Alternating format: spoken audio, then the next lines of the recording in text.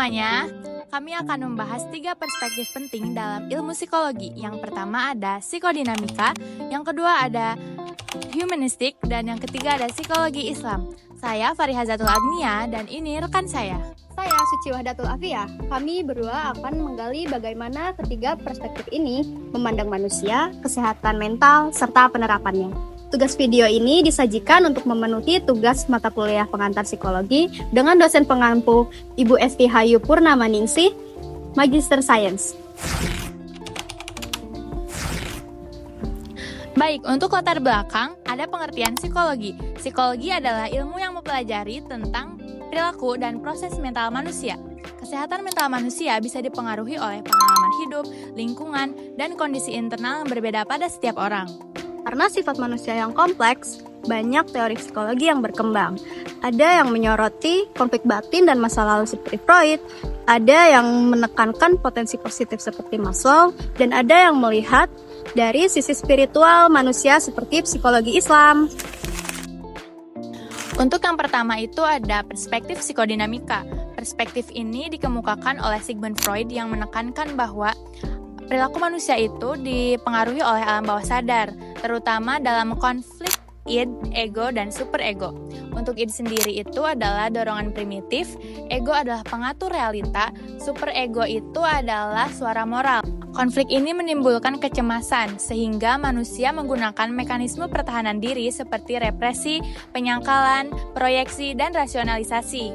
Freud juga menekankan pentingnya pengalaman masa kecil melalui 5 tahap perkembangan psikoseksual, yaitu oral, anal, palik, laten, dan genital.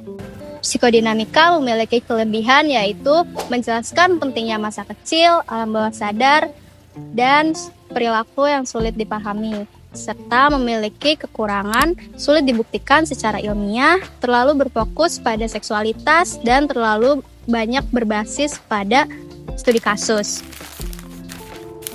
Yang kedua ada perspektif humanistik. Berbeda dengan Freud, perspektif ini lebih fokus pada potensi positif manusia. Tokoh dalam perspektif ini adalah Maslow dan Rogers. Humanistik percaya bahwa manusia memiliki free will, sifat dasar yang baik, dan kemampuan untuk terus berkembang. Maslow memperkenalkan hierarchy of needs, mulai dari kebutuhan fisiologis, keamanan, cinta dan kasih sayang, penghargaan, dan aktualisasi diri.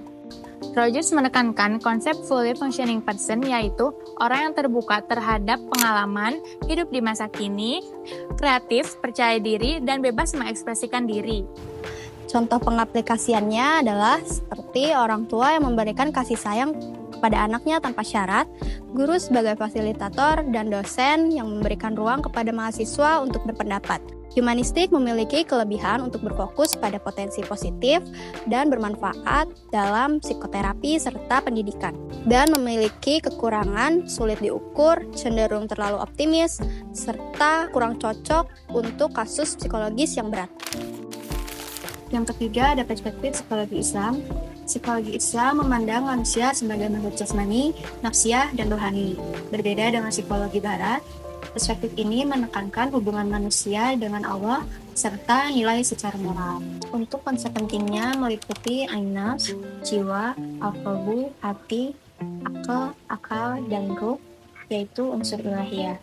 Manusia terlahir dalam keadaan fitrah, yaitu suci dan cenderung pada kebaikan.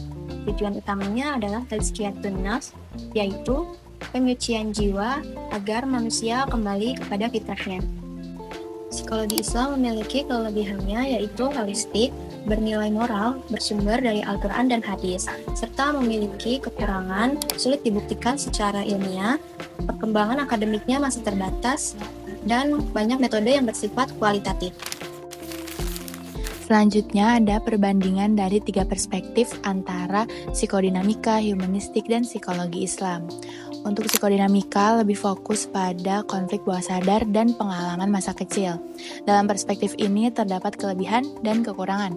Untuk kelebihannya, menjelaskan aspek terdalam kepribadian, dan untuk kekurangannya, sulit untuk dijadikan uji coba dan terlalu menekankan pada seksualitas. Selanjutnya, yang kedua ada perspektif humanistik. Perspektif ini lebih fokus pada potensi positif dan perkembangan diri. Dalam perspektif ini terdapat kelebihan dan kekurangan.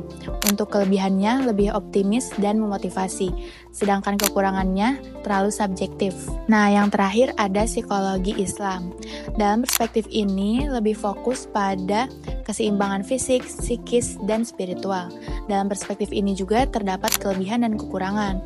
Untuk kelebihannya holistik dan bermoral, sedangkan kekurangannya itu adalah kurang empiris. Nah, dari tiga perspektif ini itu saling melengkapi antara psikodinamika, humanistik, dan psikologi Islam. Untuk psikodinamika yang membahas tentang konflik dalam diri, humanistik mendorong potensi positif, dan psikologi Islam memberikan arah spiritual. Kesimpulannya, penjelasan ini menegaskan bahwa memahami manusia tidak cukup dari satu perspektif saja. Psikodinamika membantu memahami konflik batin, humanistik menekankan potensi diri, dan psikologi Islam mengutamakan keseimbangan spiritual. Menggabungkan ketiga perspektif ini membuat kajian psikologi lebih komprehensif. Demikian penjelasan dari kami, semoga membantu kita semua untuk lebih memahami diri dan melihat manusia dari berbagai sudut pandang psikologi. Saya Farihazatul Agnia dan rekan saya Suciwadatul Afiyah, pamit undur diri. dadah!